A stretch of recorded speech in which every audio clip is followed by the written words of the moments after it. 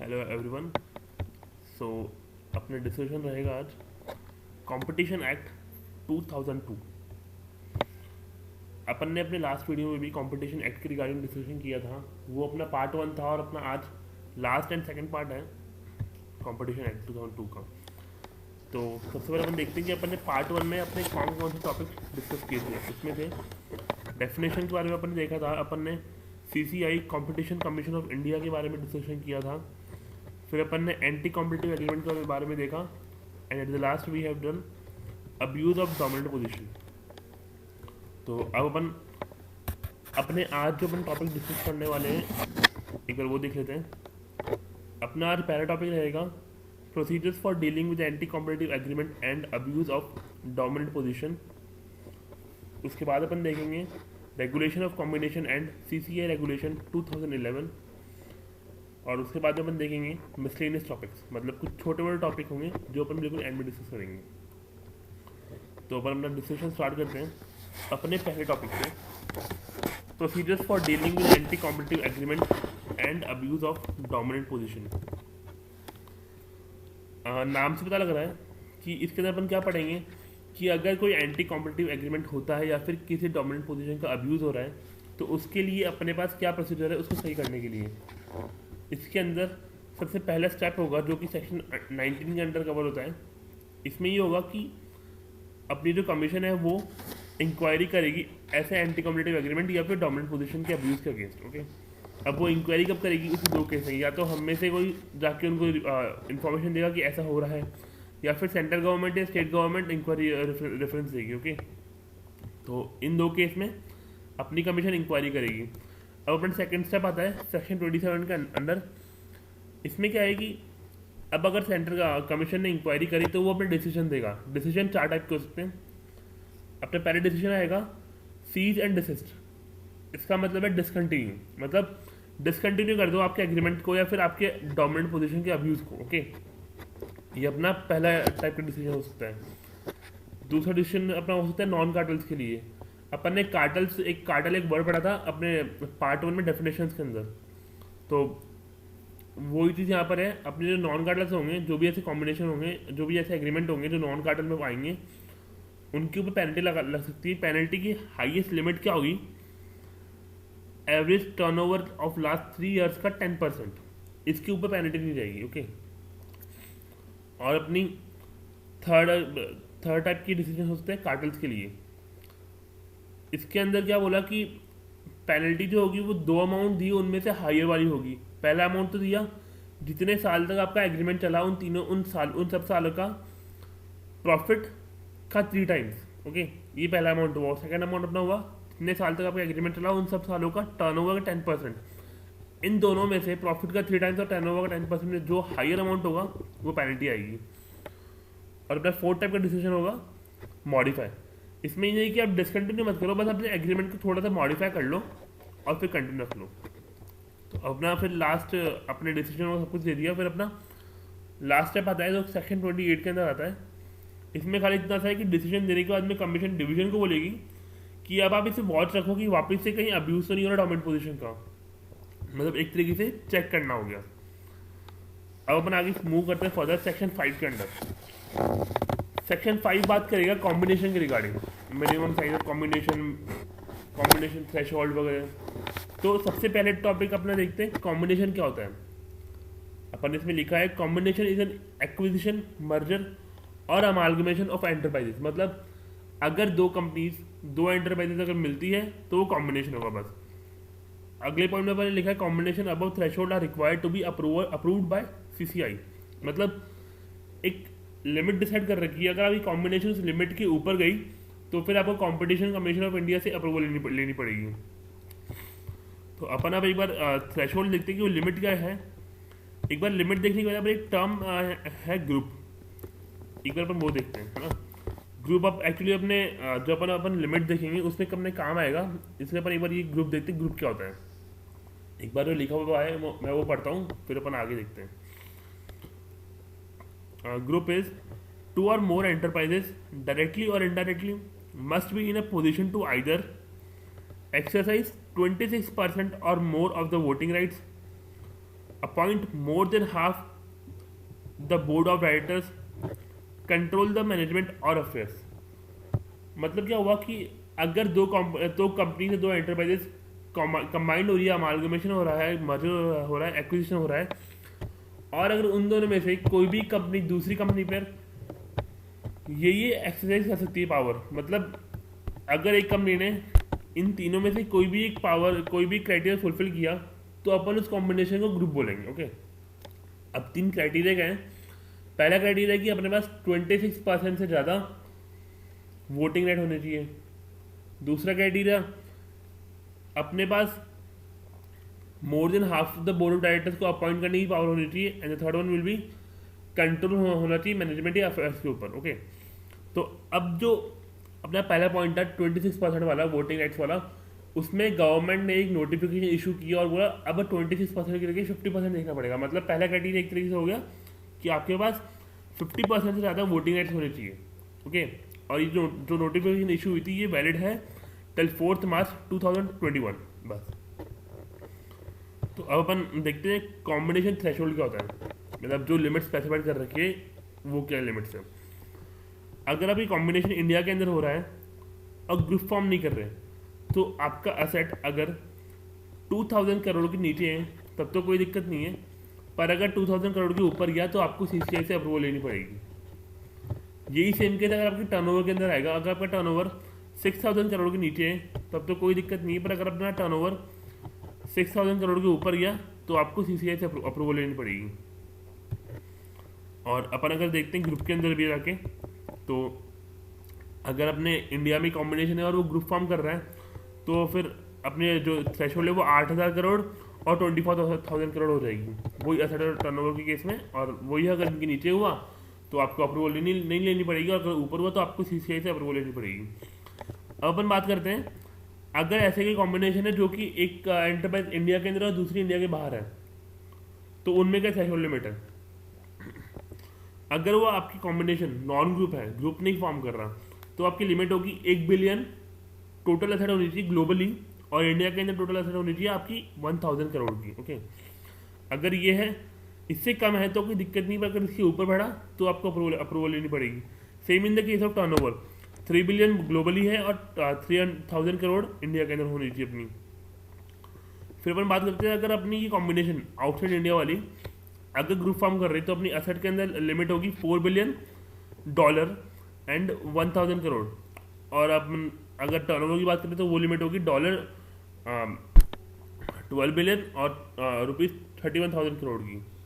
अगर इन लिमिट्स के नीचे आपका कॉम्बिनेशन हो रहा है तब तो कोई दिक्कत नहीं है, पर अगर ऊपर गया तो फिर आपको सीसीआई से अप्रूवल लेनी पड़ेगी।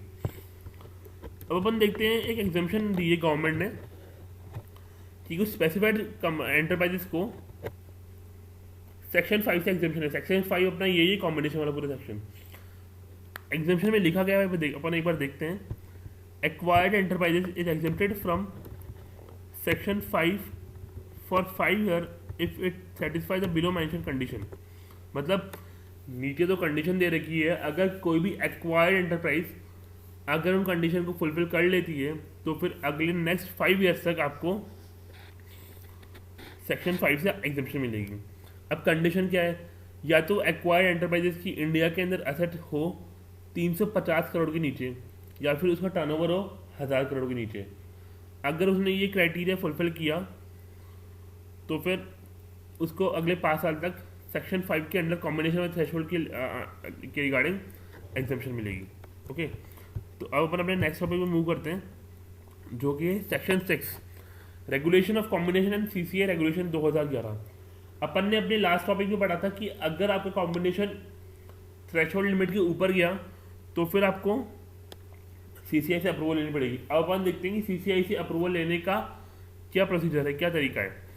सबसे पहले अपन पॉइंट अपना आएगा, आपकी ट्रिगर इवेंट से 30 दिन में आपको फॉर्म 1 भरना पड़ेगा। अब द पॉइंट कम्स कि ट्रिगर इवेंट क्या होता है।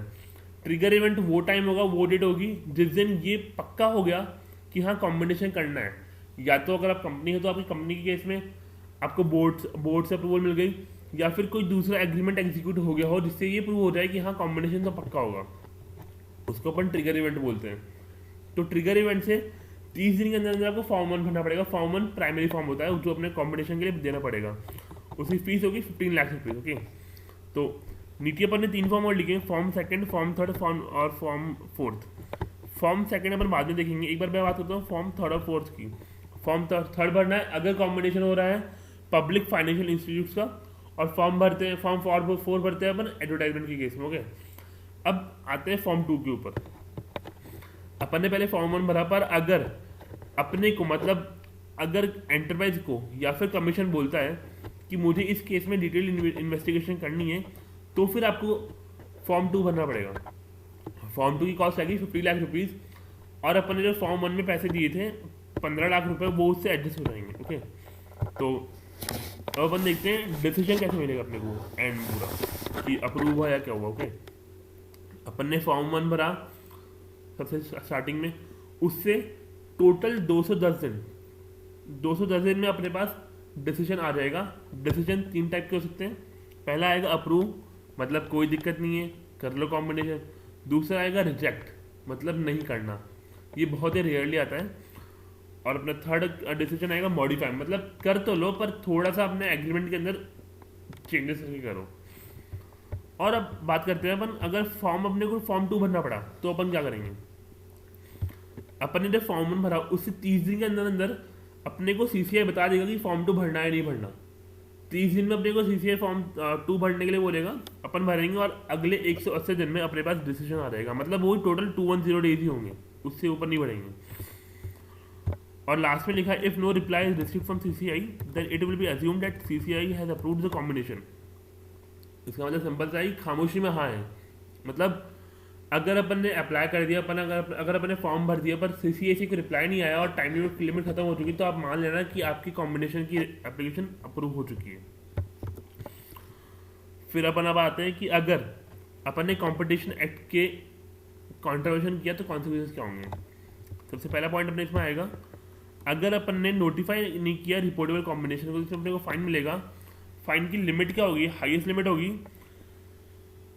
कंबाइंड टर्नओवर या असेट का 1% विच एवर इज हायर, हम पे ये फाइन लगेगा। और इसके लिए पर्सन को लायबल होंगे एंटरप्राइज डायरेक्टर, ऑफिशियल्स या और भी पर्सन, जो भी इसमें लायबल हो सकते हैं।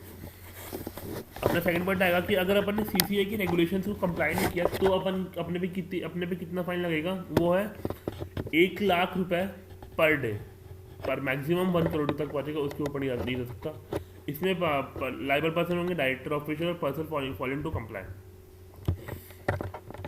अब अपन अपने आज की डिस्कशन के लास्ट टॉपिक पे आते हैं, जो कि मिसलेनियस टॉपिक्स। इसमें अपन टोटल 5 सेक्शन डिस्कस करेंगे।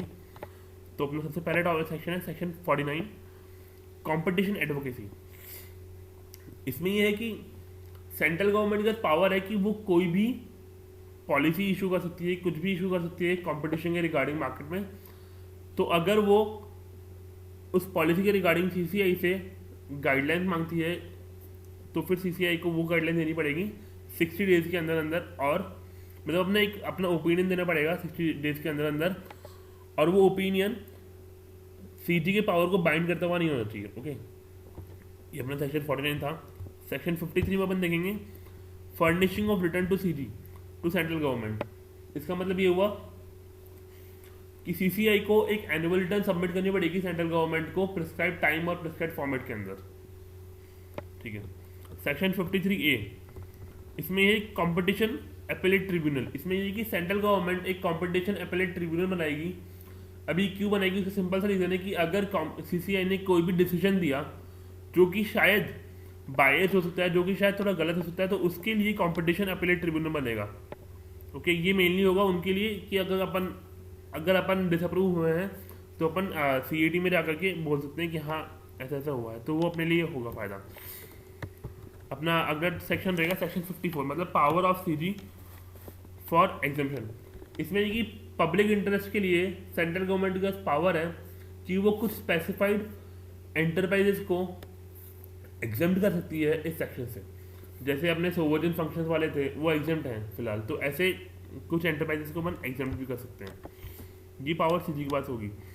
अब अपन अपना लास्ट सेक्शन देखते हैं कॉम्पिटिशन एक्ट का, power of CG to supersede commission.